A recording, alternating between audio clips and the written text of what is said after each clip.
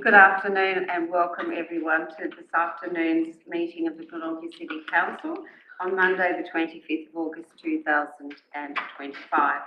My name is Sue Hickey. I'm the Mayor of the City and Chairperson for this afternoon's meeting. Glenorchy City Council acknowledges the Muanena people as the traditional owners of this land. We recognise the Tasmanian Aboriginal people as the original owners and continuing custodians of the land, sky and country and waters of this island of River. We pay our respect to Aboriginal elders past and present. We commit to working in a way that welcomes and respects all Aboriginal and Torres Strait Islander and Torres Strait Islander people. Sounds like I've just said that twice because it's in my notes twice. Joining me here in Council Chambers is Emilio Reale, our CEO. We have Alderman Stephen King. Thank you. Alderman Stuart Slade, Alderman Josh Cockshott, Alderman Shane Alderton, Alderman Tim Marks, Alderman Peter Riddler, Alderman Justin Stringer, and Councillor Molly Kendall. Before we open our agenda, I take this opportunity to make a statement about workplace health and safety.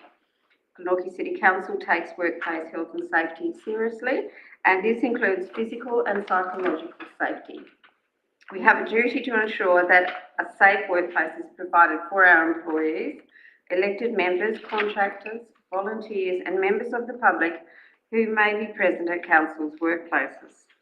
Council meetings form part of Council's workplace, and it is expected that everyone who attends Council meetings will behave in a polite and respectful manner. Council has endorsed a statement of intent setting out how we as elected members have agreed to conduct ourselves in representing the people of Glenorchy. In accordance with this, any disagreement should be expressed respectfully, remembering both during debate and in decision making that we are elected to represent and serve the people of Glenorchy and to make our city the best it can be. Finally, I note that the open section of the meeting is being live streamed and an audio-visual recording of the meeting will occur in accordance with Council's recording of Council meetings policy. Members of the public are not permitted to make audio-visual recordings of Council meetings. We have 18 items on our agenda this afternoon, and agenda item 1 is apologies, and we do have one apology, and that is from Alderman Russell Yaxley, the Deputy Mayor, so he won't be here this evening. Second is confirmation of the minutes of the Council meeting held on the 28th of July 2025. Thank you, Alderman Slade. And the second, thank you, Councillor Kendall. Do you have any discussion? I don't, Mayor. I believe they reflect a true and accurate record of the meeting. Thank you. Do you have anything to say, Councillor Kendall? No. You don't want to sum up, Alderman Slade? No. Okay, I'll put that motion to the vote. It's carried unanimously. Thank you. Announcements by the Chair. There's a few here today. The first one was a very prestigious one for Glenorchy. We had a visitor from Her Excellency, Governor Barbara Baker, and she came personally to see firsthand the work we are doing in key strategic areas, including youth engagement, community safety and housing. This followed a pre-briefing that I provided to Her Excellency about this work last Monday. During her visit to Council, the Governor was given a short presentation on work being undertaken in each strategic area. This was followed by a visit to the Jobs Hub to speak to our Youth Connector on the work that they are doing over there to help young people into work. This was then followed by a tour of the Terry Street building where we are planning to establish the Glenorchy Youth Hub. And during her visit, the Governor was able to see the front lawn activated with our communities team activities underway, along with the presence of the Tas Police Polyvan and Mission Youth Beat Service. And Her Excellency actually shot a hoop or two. Her Excellency congratulated us on the work being undertaken by the Council and the depth of relationships that we have with local service providers. It was a wonderful visit.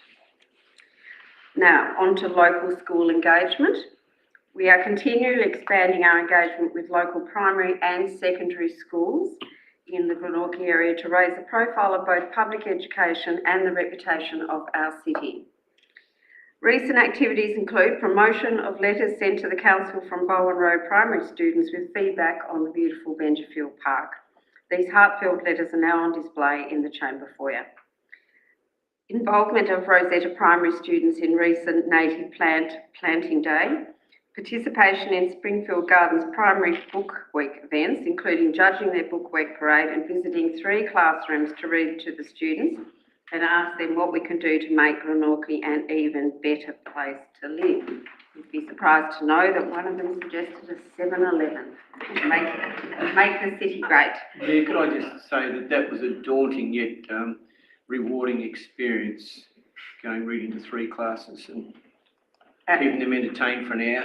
It was fantastic, yes, and they were a really active group of kids, wonderful school, and it was fantastic to see so many teachers invested in their students the way they are engaged in that school. And a little shout out for them as well. They are very much in need of books suitable for young children to read to fill up their library. So if anyone has any good quality books that they'd like to donate. And I'm taking some of the older ones up too, because they reckon I don't do anything else but make books.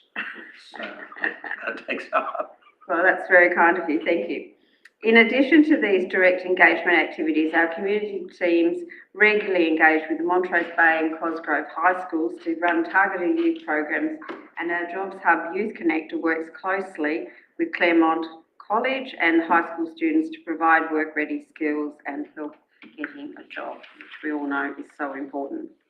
And now, the Montrose intersection.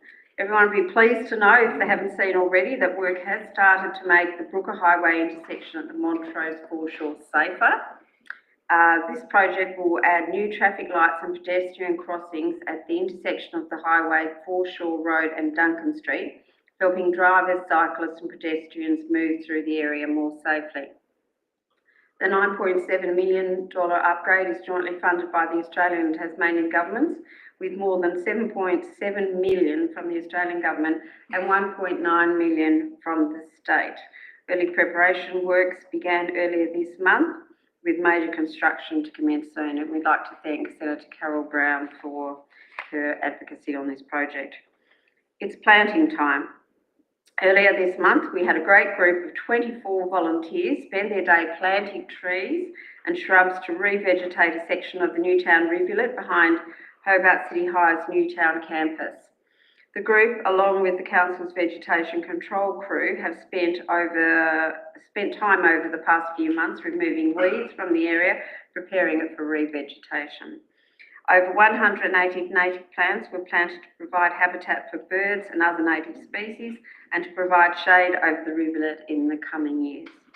This adds to the over 10,000 native plants that were planted in the rehabilitation and landscaping projects across the city in the last financial year, something of which we're immensely proud, and we would like to thank all those wonderful volunteers. Now, the draft Glenorchy parking plan. Community members are invited to have your say on the draft Glenorchy parking plan, which is now open for consultation. As Glenorchy grows, we need parking rules that work for our residents, businesses and visitors while making the best use of our urban land. The plan applies to the areas near public transport, including Glenorchy, Moona, Claremont and the Northern Transit Corridor and residential zones. Feedback can be provided via Let's Talk Glenorchy site, which closes on Monday the 15th of September. Alternatively, you can participate in the community workshop next Thursday, 4th of September from 4:30 to 5:30 at the Glenorchy Library in room 2. The school holiday program. Our community development team is partnering with Mission Australia to help shape our school holiday programs. The aim is to find out which activities young people enjoy most and what times work best so that we can create consistent holiday program on the council lawns that young people will engage in during their school breaks. You can have your say by filling out the survey on Let's Talk Glenorchy website. Now, here's some good news. The solar panel installation. To date, council has installed 93 kilowatts of solar panels on the council chambers, and then it has 60 kilowatts are on the council chambers, and the work centre has 33 kilowatts.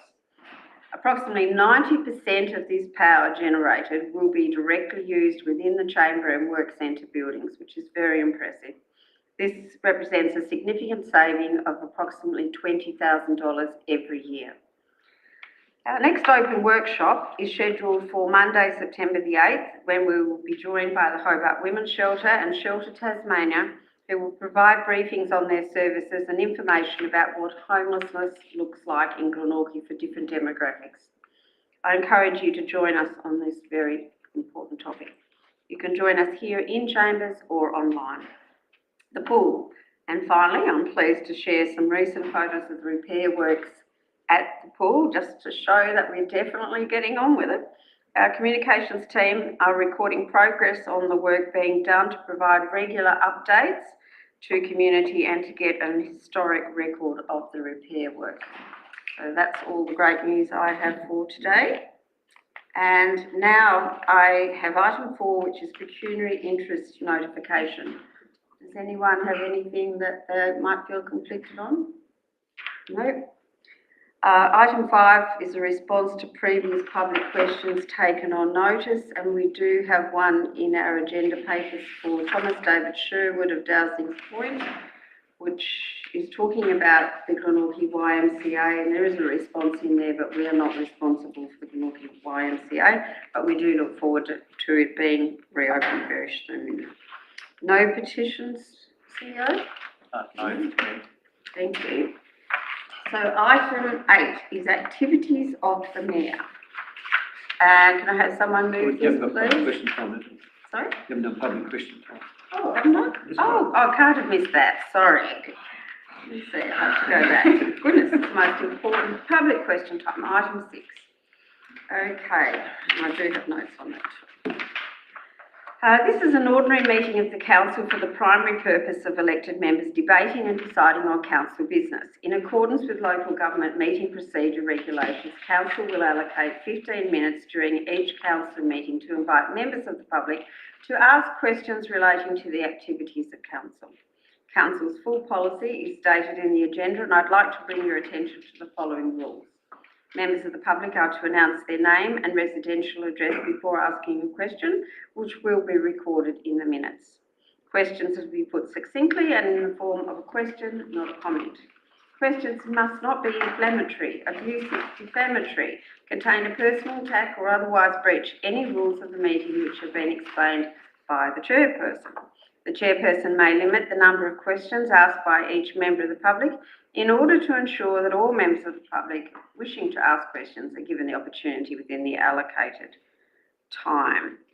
And I don't think that's relevant to today, but it does allow me to invite our dear friend to the table. Yes, please. Make your way up. It looks pretty loaded up, you might have to. You look pretty loaded up with questions here, you might. Only two. Just for the record, could you just give your name and address? Oh, sorry. Yes, you're out of form. Mehdi Steenbergen and I live in Rosetta. Thank you. My first question is a bit of a Dorothy Dixer. I noticed in the newspaper that council put out advertising expression of interest for public electric vehicle charges. And the public might be interested to know a little bit about the thinking behind that. Certainly. Would you like to? Mayor, I might defer to our director. Yes, Director Luke Chu. Thank you, Mayor. Yes, so what council is interested in doing is putting it out to market to see if there is an operator, as you know, there are many operators of the electric vehicle charging infrastructure that might like to run electric vehicle chargers from some of council's property and car parks. Council did investigate whether we could or should do that ourselves, but because the market's now shifted from, I guess, a transition to a real market where private providers are going to provide those services, we'd potentially be in competition with them. So we think it's best just to give them a lease of land on a site that we've got a car park, install the infrastructure, that take the revenue and manage the service. We just provide the land for it, so just to help get the more charges out there. Yeah. Okay. Will council receive any financial return on this? Only the licence fee of the actual spot which they go. So minimal. It's more around expanding the services to the community without it costing council anything. Thank you. The second one is about agenda item 11, which is about STCA and the RDA, and I think they're the only two acronyms in there. I often have trouble with recommendations for agenda items and trying to understand what they mean, and the word endorse means nothing to me. So my question is today, if the motion, the recommendations for agenda item 11 are actually passed as they're written, what will actually happen? Pass that to the CEO. Thank you, Mayor. If the recommendation is endorsed, it allows council to become a member and for the formation of a collaborative network of the Southern Tasmanian councils. So this council will become a member where the RDA would actually coordinate it and provide the secretariat services to that collaboration. The council would have to pay a membership fee to be a member, same as what they did with the Southern Tasmanian Council Authority. So this would actually take the place of the STCA so that there is a regional body that councils can collaborate with each other to drive regional strategic projects. The word endorse really is the same as approve, but if you look up the meaning, it's probably a little bit stronger. It means that it's to approve, wholeheartedly approve. So, And for you, just read, it actually means also a public support, where approve doesn't, endorse encompasses underneath the dictionary version, public, yeah. So as a corollary to that, so what will actually happen now, once the motion is passed? What will actually be the action taken? if the motion is passed, endorsed or approved, the council will then notify the RDA that we're wanting to join. We would have to pay our membership fee, but then we become part of a collaboration of Southern councils.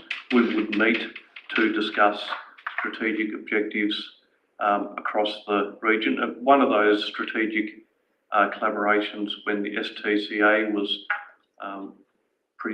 operating was to support the Bridgewater Bridge and to lobby the state government to get the Bridgewater Bridge done. And that lobbying for that commenced over 10 years ago. That was a STCA-driven initiative.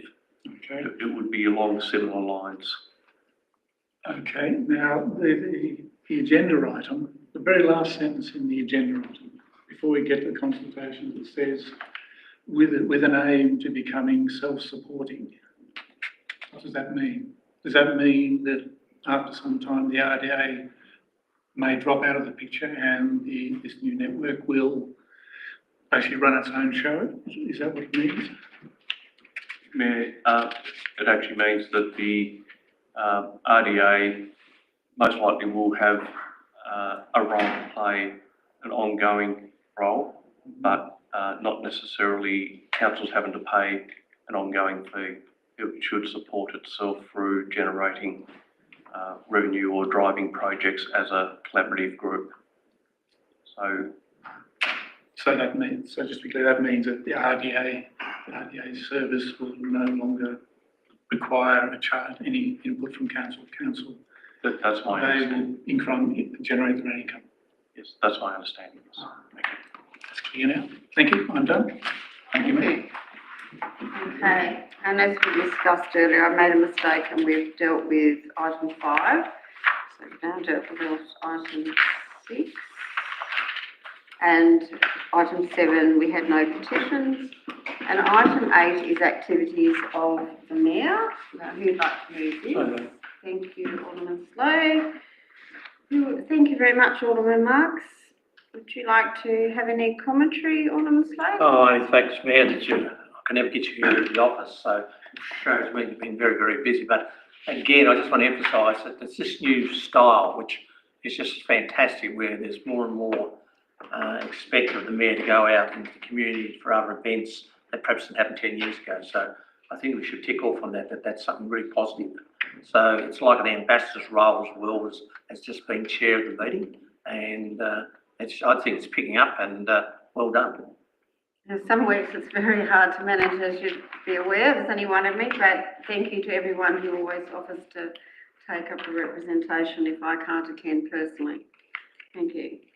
So, Alderman Marks? Just on that, should those attendees be recorded in your? Well, I'm happy for them to be recorded. It doesn't, people are representing me in their own time, so I leave that to the wisdom of the council. Just a thought, that was all. Yeah. That doesn't bother me at all. I'd be happy to see anyone who's shadowed. So I think we can arrange that. That'd be good, and at least it shows, I guess, that way the number of engagements that council does do in any 1 month. And that we're a team.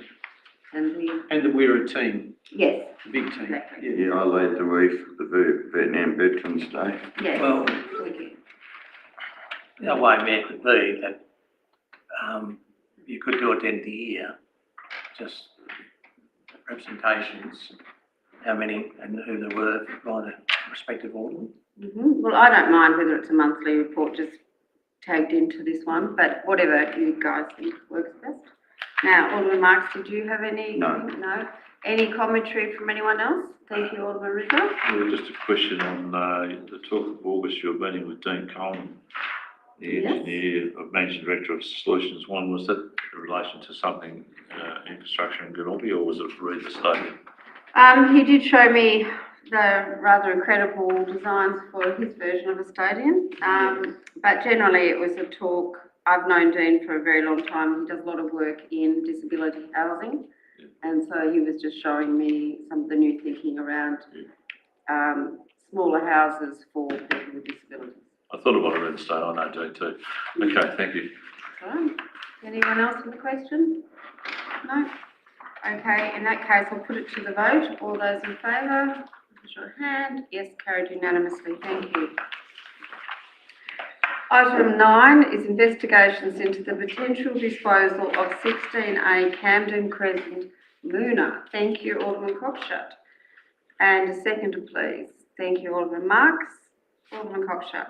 Yeah, thanks, Mayor. Look, I think this is a very promising thing for the council, and working with the RSL in Tasmania to support veteran housing for those who most need assistance. So I think the two options were laid out quite clear, and I think option 1 also provides some reassurance from a public perspective that RSL Tasmania is going to do their bit. But I think it's good to undertake, and it's helping those who earn it, I guess. So there's some support from the federal government there as well through the Veterans Housing Scheme as well. So I'm fully supportive of getting it established and getting more affordable housing for the RSL patrons. Thank you. Thank you, Alderman King. Thank you, Mary. It needs to be understood also that if we go with number 1, the council will still own the land and will receive a peppercorn rent, but will receive rates and taxes that cover the usage of that land. And if it's someday the RSL or somebody wishes to buy it off us, it will be for sale at a higher price, obviously. So it's still under our care. Is that correct, General Manager? Have I understood that correctly? Through you, Mayor, yes, we would retain ownership. However, all outgoings would be paid for by the RSL, so rates and services. So in this, we're assisting a very needy group, but at the same time, a piece of land sitting there doing nothing, and allows us still to be in control, from one of a better point of view, I guess. So I think this is a worthwhile project, and we should consider it as it is. Thank you. Thank you, Mayor. Alderman Anderson. I agree it also is a worthwhile project, and I am fully supportive of any sort of social housing. However, I do have some concerns. I'm going to raise these concerns in my addressing this item.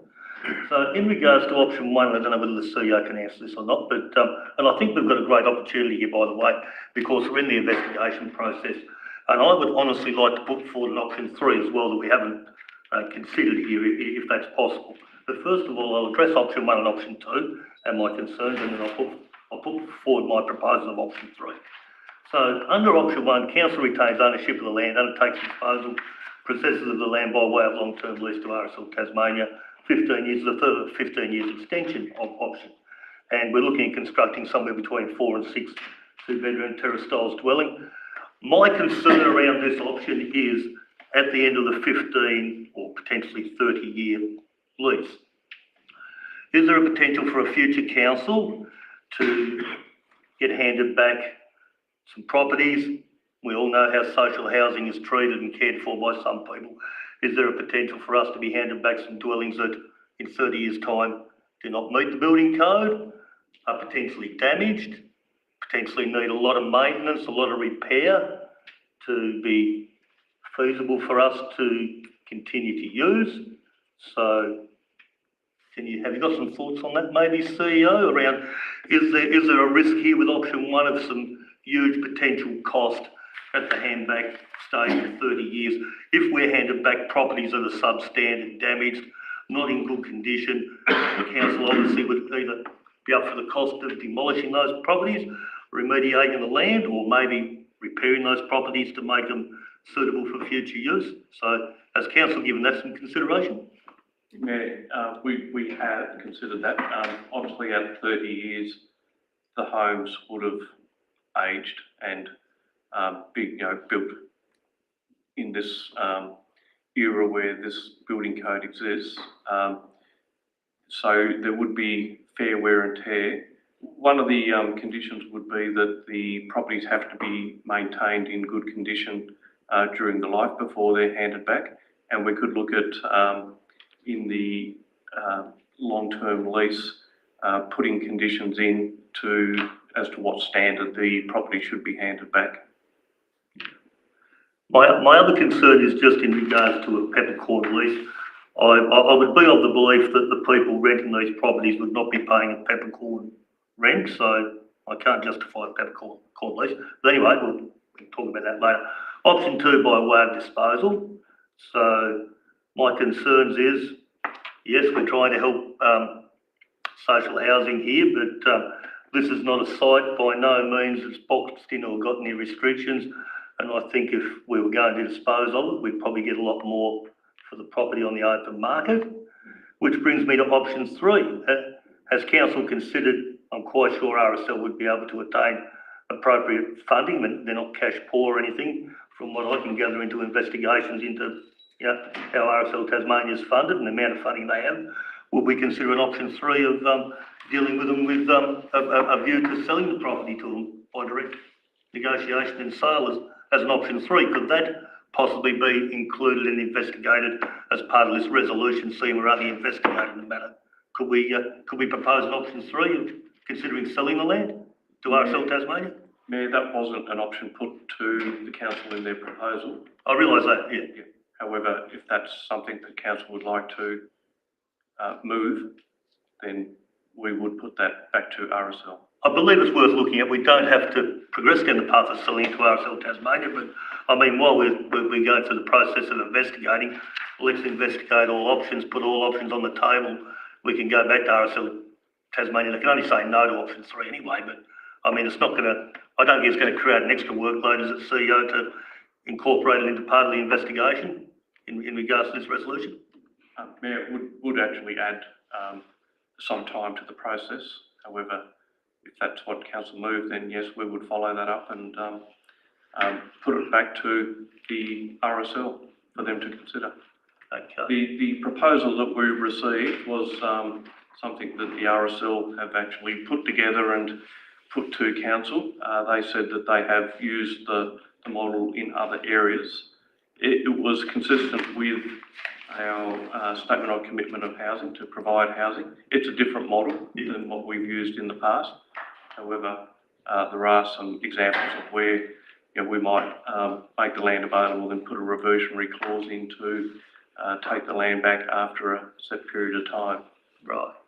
So potentially in option 2, could we do something like that? If we gift the land to the RSL, potentially, can we put some sort of caveat that they can't, 15, 30 years' time, sell the site for millions of dollars and ourselves and the ratepayers of Glenorchy have missed out on a financial windfall? Can we have something put into that clause if we were to gift it, that if they cease to use it for this particular type of housing, they have to return the property to council? Mayor, it's sort of effectively the same thing, but I might hand over to our director to explain in a bit more detail. Director Glenorchy. No, thank you, Mayor. I was just going to point out that we're not actually proposing to sell them the land. So the recommendation is to go down the long-term lease option. So whilst both options are presented in terms of the two options that the RSL have presented us, the option that's being recommended is the long-term lease, not the sale, not the disposal. So yeah, so if we went down that path, your point would be relevant, and yes, we would recommend a clause such as that. But at this point, we're actually recommending a long-term lease. Okay. And will this come back to a workshop, CEO, before we have our final vote after the investigation? Yes, ma'am. Thank you. Just clarification, Alderman Alderton, the RSL have been absolutely desperate. I don't have the stats in front of me, but it's a group that are in dire straits. They tend to be more homeless and their mental health is far more complicated, and it's a very good fit with our statement on commitment to housing, but it's only recently that RSL's been given the money to even be able to do this kind of modelling. So I don't think they really wanted to get the land, they just need the lease part, and we would still have that in 30 years or 15 years, in 15 years and 30 years price value. Yeah. And look, I'm fully supportive, Mayor, but I just want to see us protect the council's best interests and the ratepayers' interests long term. Like I said, I have a concern. If we get something handed back, we've got to spend a considerable amount of ratepayers on here to remediate. That concerns me in 30 years' time for a future council. Thank you. And Alderman Riddle? Yeah, just And then Alderman King. Just Oh, an sorry, answer Alderman to- King first. Alderman Riddle, sorry, Alderman King is... And I realise I spoke, so I had a question, which most of my questions were answered in response by, as was not point one, concerning covering all that, and point three covers all the concerns we have because it requires a further report to council summarising the feedback received and identifying any concerns to seek approval. So I thought we were covered by point three with all the things that have been brought up then. So that was, is that correct? That's my question. Yes, ma'am. To commence the process, our council has an extra layer, if you like, to commence an informal consultation process to get some community sentiment. We would present that back to council.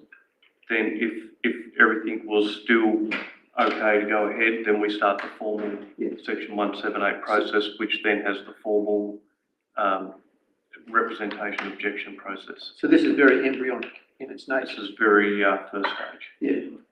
Thank you. Alderman Riddle?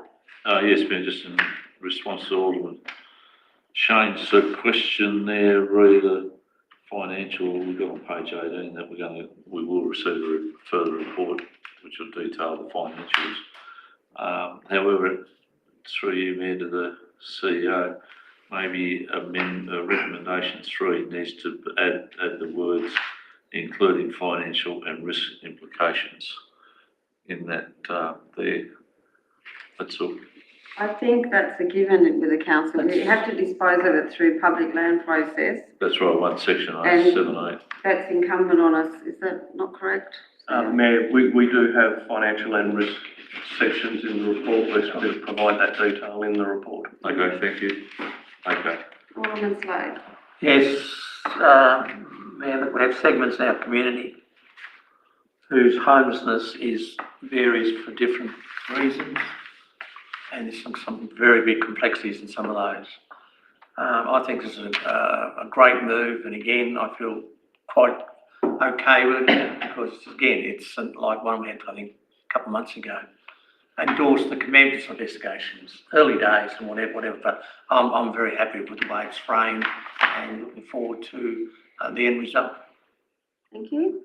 Any further contributions? Thank you, Councillor Kendall. Thank you, through you, Mayor. Yeah, I think this is really important. It's a part of, we can't solve the housing issues we have purely on the open market, so I think these kind of arrangements with really reputable groups that serve a particularly vulnerable part of the community is really important.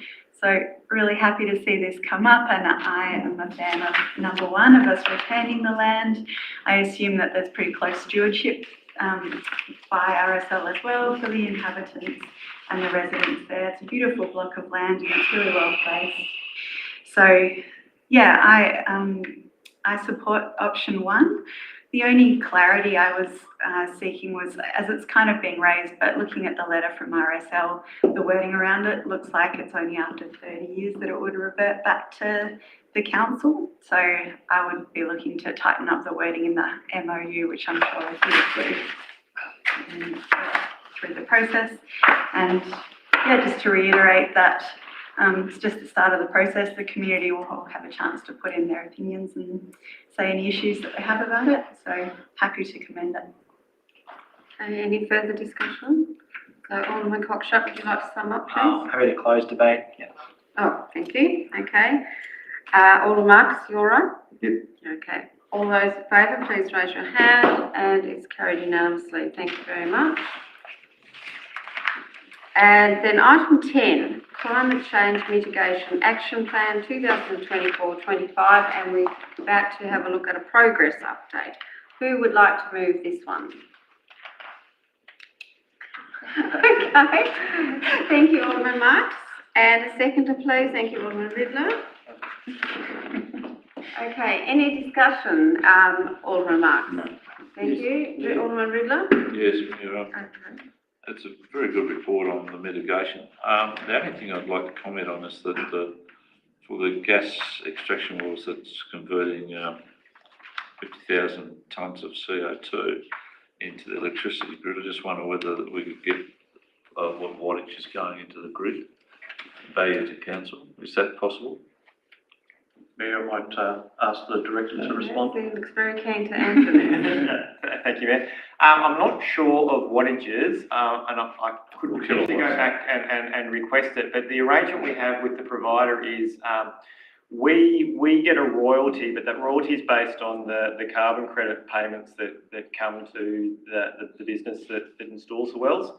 But the arrangement is they take the revenue for the power, but the benefit to council is we don't pay for any of these wells, so they come in, do all the work, do all the wells. Okay, so through you there, then we're just getting a royalty based on the tonnes of gas per going through the meter. That's right. That's fine. Yes. That's okay. It would be interesting to know what that converts to kilowatts. It must be significant amount. Yes, I believe it is quite significant. Yeah. Which we're probably missing out on, but we're saving on the other side of the stream, if you like. That's right. So it's obviously the environmental benefits of taking the methane out of the landfill, but also not having to front up with the capital expenditure to do those works. All right, and through you, Mayor, again to the director, when I was showing this 10 years ago, or more when we started this, we had a peak in the methane and that tapered off over 7 years from memory. So what's the life of the infrastructure for generating this gas? Yeah, look, they believe it still has significant life. I mean, we're obviously still landfilling, so we're creating more and more gas still. Whilst we do have FOGO now that pulls out a lot of the organics, the reality is there's still a lot of organic material in the waste. So as long as we're still putting waste in the ground, there's still going to be methane produced, and is viable for them to extract, particularly as all their infrastructure is already established. So it really, for them, it is just installing the wells and moving them around to the active parts of the landfill as the gas declines in one area, it's probably picking up in another where we're still filling. So no reason to believe they won't be still extracting gas in 30 years' time. Okay, thanks for that. Thank you. I think Alderman King, you were next. Well, you know, you'd think we talked about it, but we haven't. But it was exactly the same question around the wattage, what we're receiving, but directors answered that beautifully. My only other point would have been that this is a really good news story. I hope we get this out there somewhere, somehow, to the community, that we are extracting CO2 and turning it into power and, you know, protecting the environment. And, yeah. Does the world know about us not doing this? Is it? We have been talking about it today, saying, yes, we do need to do that. So Mayor, our comms team are going to pick up certain aspects of this. I knew they were. Including the solar panel installations on our work centre and this building, and what we're generating and using, which is a direct saving on our operational cost. And there are solar panels on the new building we're taking over, although I believe they've got an arrangement with the supplier. My understanding is that they're a managed package. Yeah. However, we do they still get a reduced amount of Power cost. power costs. Their power's covered, I think. Anyway, Thank you. And Alderman Ritter, is Just going a to be a quick one question? through you, to the Going to director. be a question? Your question, what is the, amount per financial year roughly of that royalty that we're getting? It varies a bit because of what you were saying in terms of the spikes of the gas and depending on how much they're ramping the gas up and down. So it can vary quite a lot. So it can really be anywhere from about 30,000 to maybe 80,000, I want to say. In that vicinity, yeah. Okay, that's worthwhile, that's all right, thank you. Thank you. And I agree with Mayor through with Alderman King's comment, that's a good news story, I think we should be putting that out there. Yes, we did have that conversation this morning, so thank you that you agree. We'll definitely be doing that. Alderman Alderton. Yeah, thank you, Mayor. And Alderman King must be reading my mind because I was going to say something very similar. But I will add on this. he doesn't want to read your mind. In regards to our waste, so it's a great result for 4,500 organic tonnes out of the landfill system and all the 50,000 tonnes of CO2, etc. Can we improve on these figures, and is it worthwhile having an awareness program with the community to discourage them and stop them putting green waste into our landfill system? That's all I was going to say. Yeah, thank you. Through you, Mayor. We certainly can continue to improve. It's about half of the organic material that we're diverting now, which is a huge benefit. The removal of, or the introduction of the photo service, as the report, or you will recall when we first put it out, is the biggest difference councils can make in regards to climate change impacts and carbon greenhouse gas emissions. 89% of our greenhouse gas emissions are from organic waste breaking down in landfills. So it's a huge area where we've made huge gains. The wins from here are harder. So obviously introducing the photo service, knocking back half of it is what we've done, what a lot of councils either have done or are doing. Getting people to divert 100% of their organics is a harder ask, but certainly that's where the education campaigns come in, which we're a part of and continually do.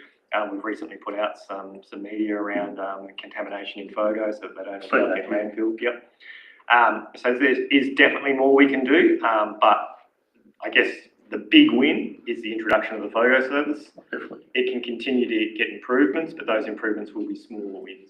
Yeah.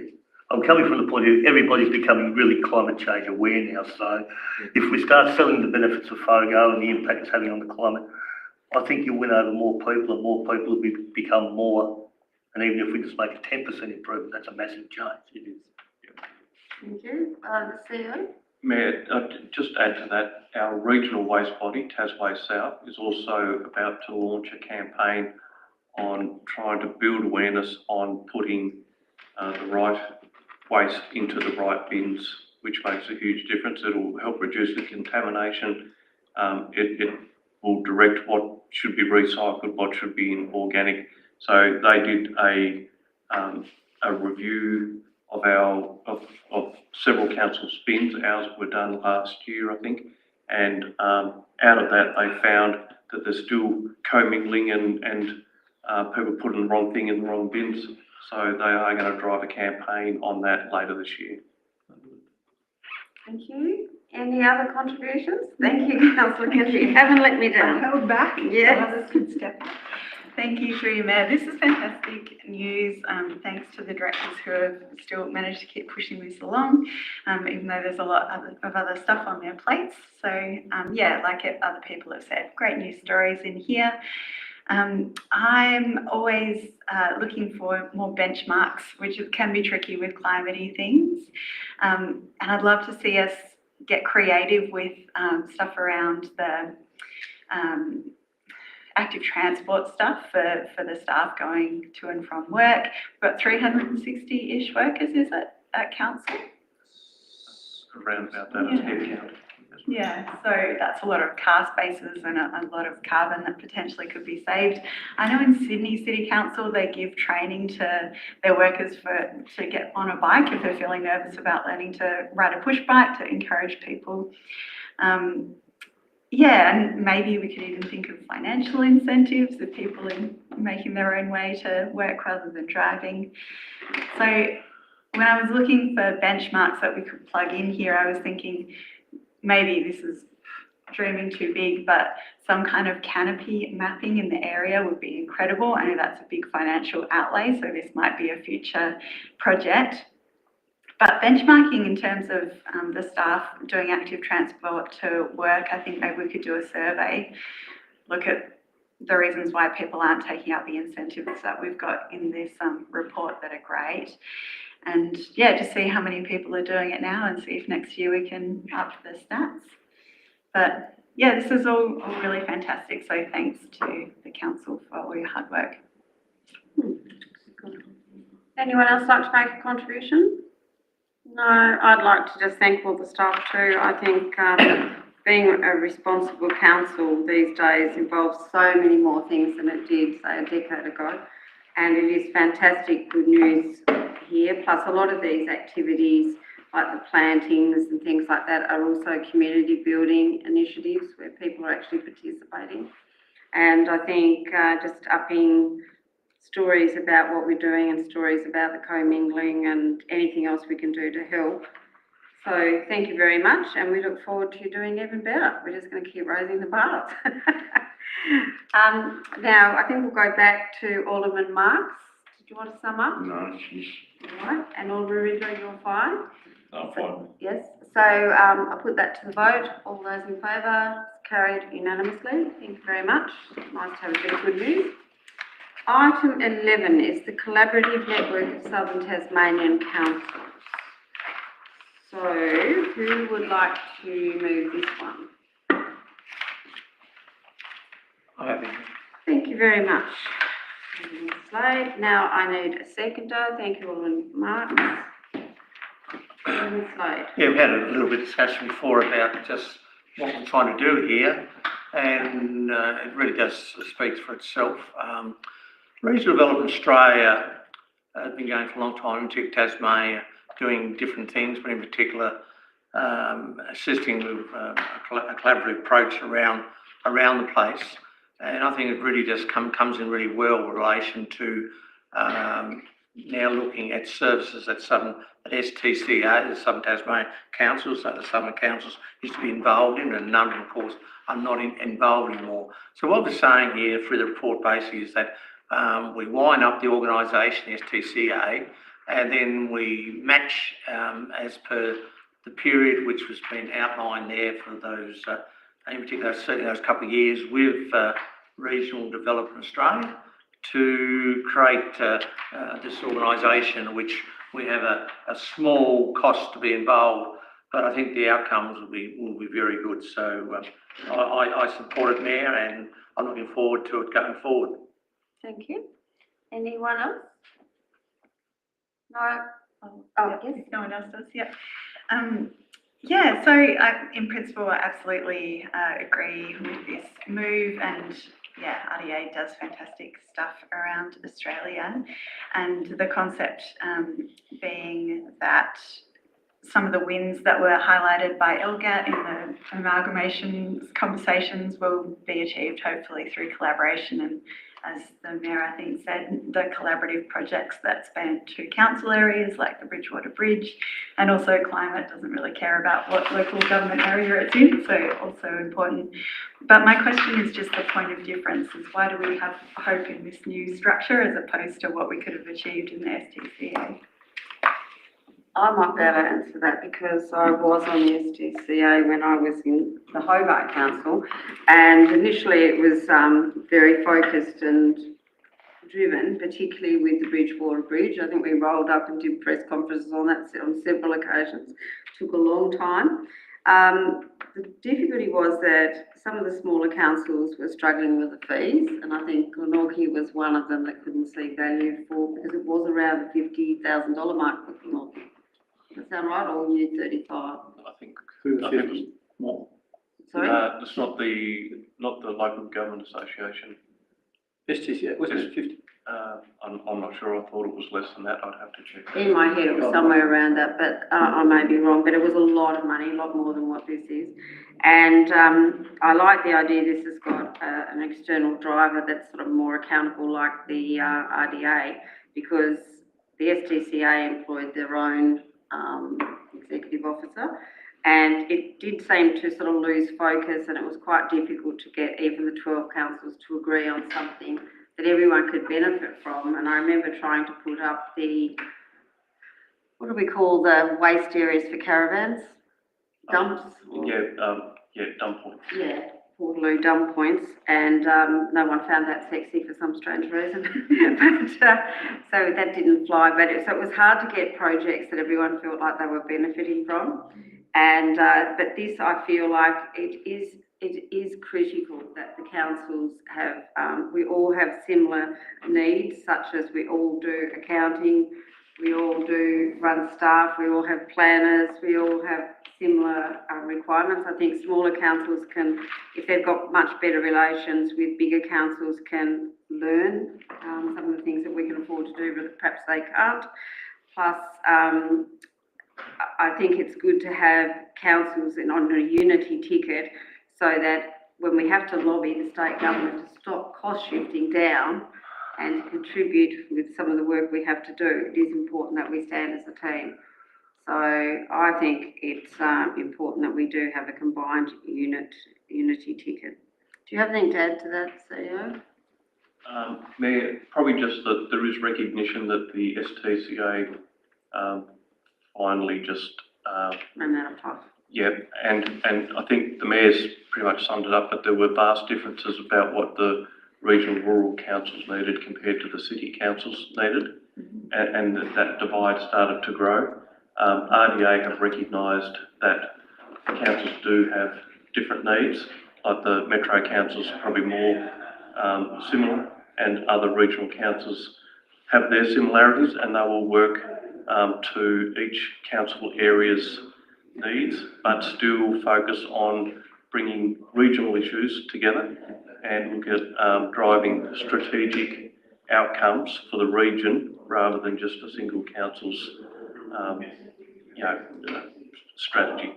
So that they are well aware of why the STCA ended up gradually withering up. All right, thank you. I have hope. So I have a question, Mayor. Yes, please, Alderman Lord. Okay, it's just a question around the new structure. I think it's a good idea, this, but it says that the chairperson will be a rotational leadership amongst councils, so I assume that will be the mayors rotating through the chair, or will it be the CEOs? It did say that you can elect, it could be an elected person from council there, didn't it? So it doesn't have to be the mayor. Yeah. So it'd be an elected official Yeah. from one of the councils. Councils elect the official and then, that's how I understood this. Okay.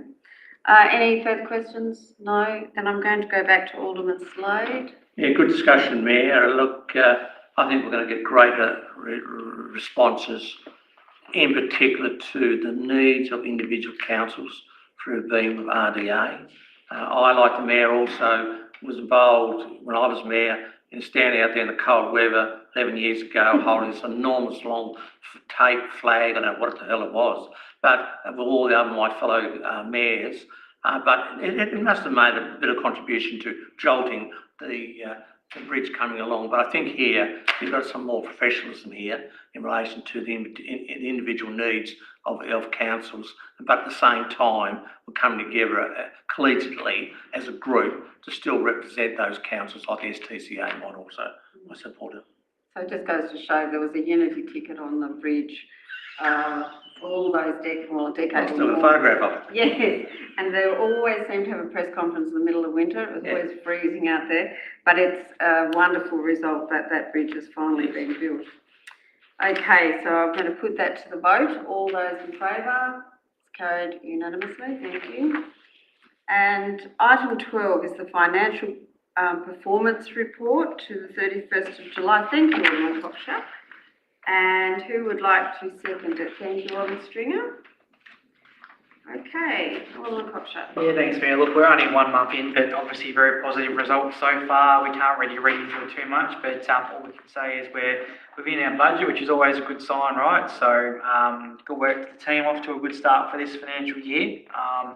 Nothing really sticks out from that perspective. Obviously, we've got our capital works underway, so we've seen all those trucks on the road, which is great. So, good job to the team there. Apart from that, nothing else which really sticks out apart from saying we're on track. So, always good. The team put in a lot of work in with these reports. So, thank you very much for your contributions. Excellent. Anyone else like to add to that? No, thank you for you, Mayor. Just to reiterate what Alderman Cockshott said, it looks looking good, so there's not much to add to that. Excellent, thank you. There being no further debate, I'm going to put that vote. Thank you. Carried unanimously. Item 14 is the Code of Conduct Internal Dispute Resolution Policy. Thank you, Alderman Slade. Yes, I just need a second. Oh, sorry. Yes, that is Alderman King. Yeah, Just to be extremely excited. Yeah. Mayor and fellow Alderman, I support the adoption of, let's go back, could it just? Is that the dispute resolution? You've got the updated council policies first. I think it's the jump one. Updated council Jump policy, one, yeah. jump one. Jump one. Yeah, second I one. might be third. Oh, dear. That's the two policies. So, Alderman Slade, can I just go back? Sorry, Sorry. apologies to everyone. Item 13 is the updated council policies. Yes. Do you still want to move it? Yes, I do. Okay. And I support, Do want to second it? Okay, very good. I've read both the documents, Mayor, and there is a couple of issues there that I identified. I've liaised with the CEO, and it's good now that we had that extra one now that we put in these recommendations through the CEO to make minor grammatical corrections as required, which I will.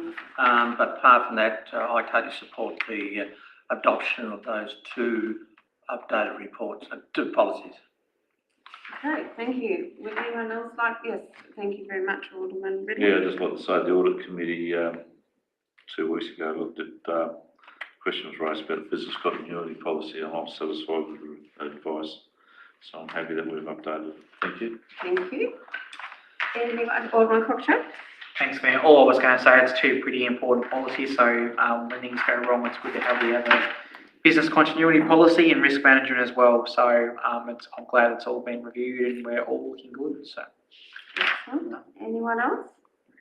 So can I go back to you, Alderman Slade? No, I'm happy, Mayor. Okay, thank you. So I'm going to put this to the vote. All those in favour, carried unanimously. Now we'll move on to item 14, Code of Conduct, Internal Dispute Resolution Policy. Oh, thank you, Alderman Slade. And Alderman King? Of course. Mayor, I want to move this particular policy. Just let me bring up there's so much technology going here tonight. I'm very impressed. Look, I want to move this policy with a small add-on. Amendment, yeah. So it's in relation to section 4.5, support person, Mayor and fellow elected members. So what I want to put there is that I support the whole thing there, but when it comes to 4.5, in the second paragraph, it reads, it has a statement, the role of support persons deserve and provide emotional support. They are to provide views on the process or on legal context. The support person must not be an Australian lawyer. Mayor, I'd like to move the amendment to that, and that being not only just that, so after the Australian lawyer, we have their comma. So you can put that there, comma.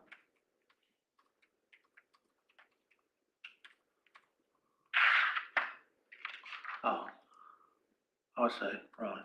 Well, comma, nor a person who has ever been admitted to practice law, trained in law, or practiced law in any jurisdiction, whether in Australia or overseas, regardless of their current registration or practicing status. So I'm trying to cover just somebody that's come from the mainland, somebody who's come outside of the mainland, outside of Australia as well into that. I just think it's a little bit of an oversight, that's all. and I think it would be it's important to have that in there.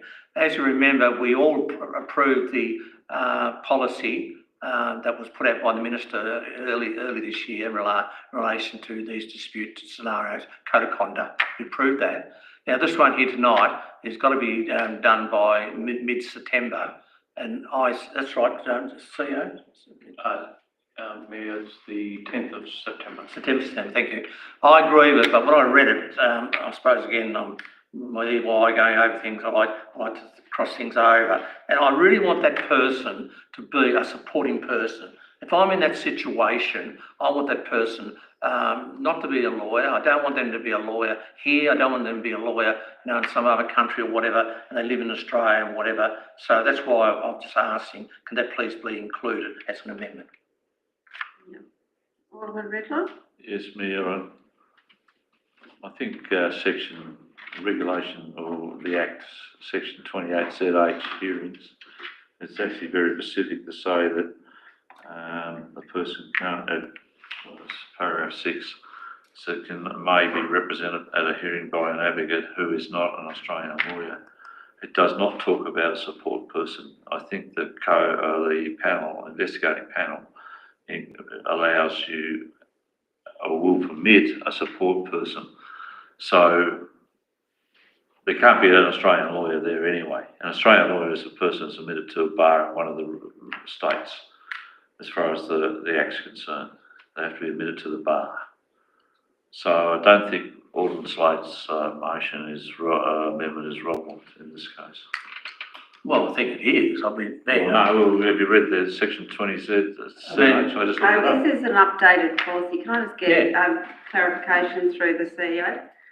I mean, I have been before codes of conduct, which were frivolous and vexatious, and lawyers were brought in, and it's a very unpleasant and inequitable system if you're kind of deal with something that's vexatious and the other person's got a $20,000 lawyer. Yeah, but this is for the defendant. You can't have an Australian lawyer. Only the panel's allowed to have one Australian lawyer on the panel. Anyway, what's the CEO say? Mayor, this is the internal, sorry.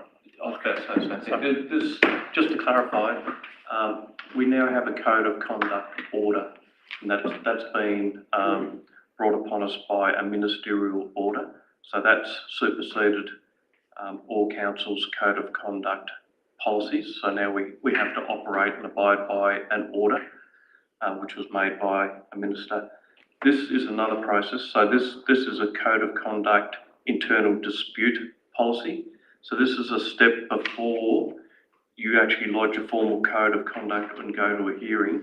This is to try and resolve whatever the dispute or matter is internally before it actually escalates to a code of conduct, an official code of conduct where it goes to a panel and a hearing. So the reason that it's excluding an Australian lawyer is because a support person is there to be that support, to hear, not actually take part in the process itself.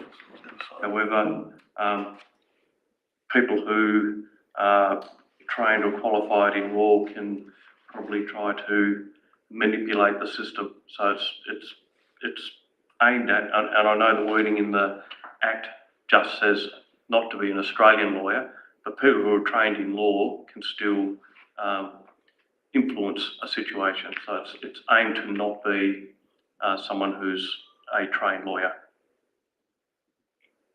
Thank you. Alderman Alderson? Thank you, Mayor. I was just going to echo the CEO's words in regards to, I deal with this sort of process every day in my working life, and a support person is simply a support person in this role.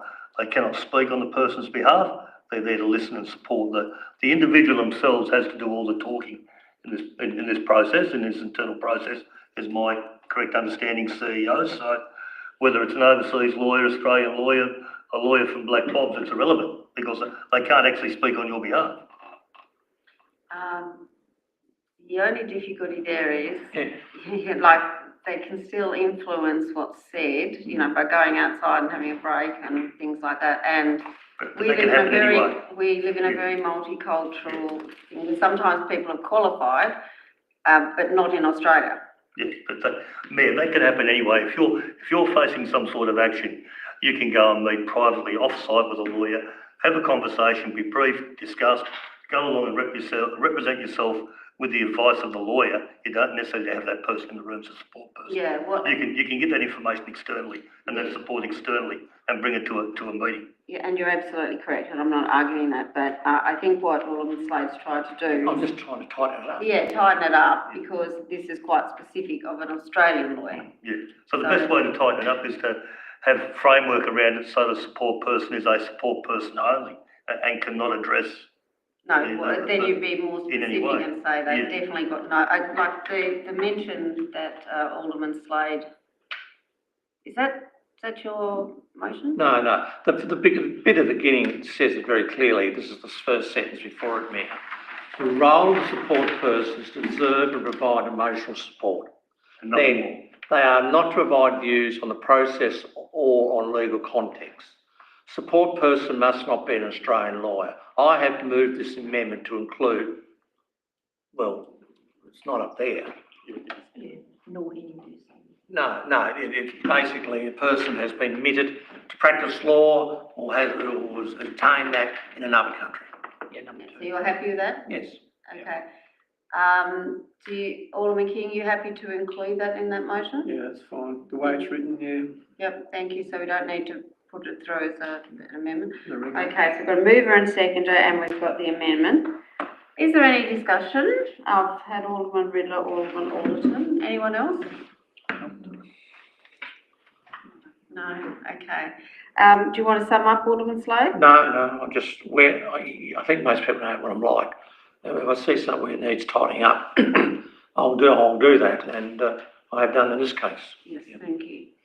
Okay, so I'm going to put that to the vote. All those in favour, please raise your hand. I think I've got everyone. Is your hand up, Alderman King? Yes, thank you. Absolutely. Yes, that's good. So that's carried unanimously as well. And now we're up to item 15, and this is notice of promotion, questions on notice or without notice. Anyone have any contribution? Move to go into closed council then. Okay, so you'd like to move that we go to closed council, we close the open and open the closed, That'll do. and seconded by Alderman Slade. Any discussion? Just No? thank you. Yeah. Yes, so we'll thank Mr. Sternberg, thank you very much. Not all. Right. And put that to the vote, all those in favour say aye, or carry it, raise your hand, thank you. So I'll say good night to anyone viewing us on the computer tonight, and thank you very much for attending, and I hope we see you again at the next council meeting.